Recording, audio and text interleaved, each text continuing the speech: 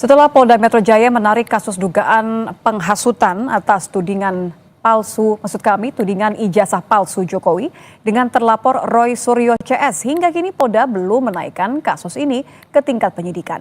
Padahal baik laporan Jokowi di Polda maupun laporan Peradi Bersatu di Polres Jakarta Selatan sudah berlangsung sejak April lalu.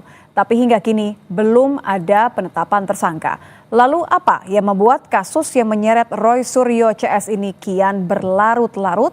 Kita akan bahas bersama mantan Kabareskrim Polri, Ito Sumardi. Selamat petang, Pak Ito. Selamat petang, Mbak Nadia. Pak Ito, ini kemarin kan Polda menarik kasus yang dilaporkan oleh Peradi Bersatu di Polres Jakarta Selatan.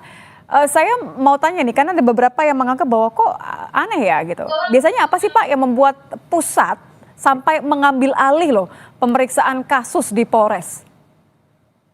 Inilah Mbak Nadia ya, orang yang tidak paham tentang bagaimana proses yang menangani satu laporan. Terutama di sini kan Pak Roy Suryo itu yang membuat lama sebetulnya dia sendiri gitu kan. Kan aneh gitu kan, misalnya ada hasil dari lapor kemudian harus diteliti kembali, mengatakan ada skepsa Polri, itu sangat bohong lah ya. Nggak mungkin Pak Kapolri memerintahkan untuk melakukan uji ulang lapor ya. Karena ini memang yang membuat mereka sendiri. Jadi gini, ini kan sekarang penanganan kasus ini di beberapa tempat. Ada di Polres Jakarta Selatan, ada di Bareskrim, ada juga di Polda Metro Jaya. Kemudian sekarang diambil alih oleh Polda Metro Jaya. Alasannya tentu ada. Pertama adalah menggabungkan laporan dan efisiensi dalam penanganan. Nah, ini ditangani di beberapa tempat. Tapi itu bukan berarti yang ditangani di Polres Jakarta Selatan ataupun di Bareskrim itu tidak menjadi bahan.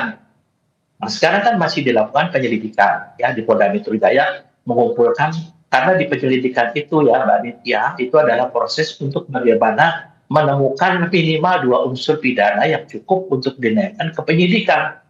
Nah, kalau unsur-unsur pidananya belum kuat, tentunya kan penyidik juga tidak akan berani untuk menaikkan ketika penyidikan. Kemudian yang kedua adalah lokus deliktinya perkara. Ya. Perkara itu, lokus delikti tempat terjadi perkara kan di wilayah Metro Jaya. Jadi tentunya di sini Polda Metro Jaya harus mengambil alih sehingga ini kasus bisa ditangani baik dari kasus pelaporan dugaan ijazah palsu maupun pelaporan pencemaran nama baik, termasuk penghasutan, termasuk menyebarkan berita bohong di media. Kemudian adanya kompleksitas dan sensitivitas kasus.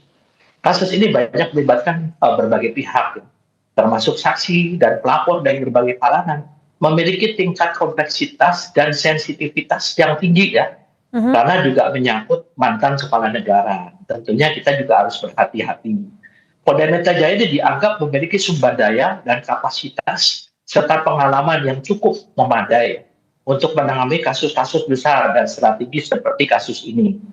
Kemudian juga ada koordinasi dengan hasil penyelidikan Bareskrim.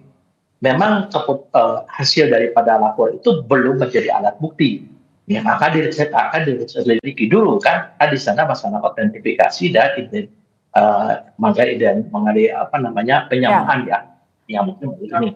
Kemudian Bareskrim juga kan setelah melakukan penyelidikan, nah tentunya hasil penyelidikan Bareskrim ini akan disampaikan ke Polda Metro Jaya.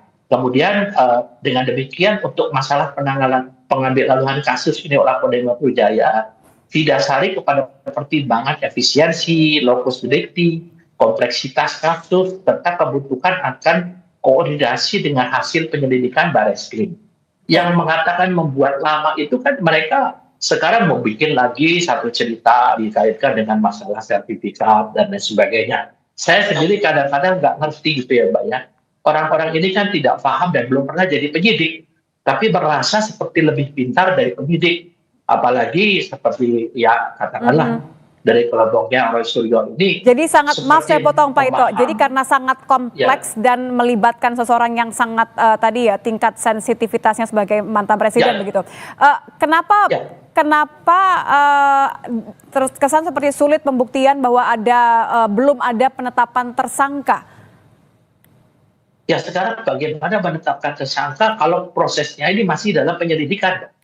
Jadi dalam satu proses penanganan perkara sesuai dengan Perpol Kapolri ya, itu mengatakan bahwa dalam penyelidikan itu pihak polisi harus mencari dua unsur pidana yang minimal ya, dua unsur pidana yang terkait dengan dugaan daripada kasus yang dilaporkan. Nah, jadi di sini nanti sekarang saya yakin teman-teman itu sudah memiliki calon tersangka. Nah, kita tentunya mengabaikan dulu ada lagi laporan tentang skripsi, ada lagi laporan tentang kuliah kerja nyata, itu tentu kita abaikan. Termasuk Kita perkara sedang pencemaran nama fokus. baik dan dugaan penghasutan, Pak. Apa yang kemudian Anda lihat ini lebih sulit dalam pembuktian dua perkara tadi, pencemaran nama baik dan dugaan Ya. penghasutan?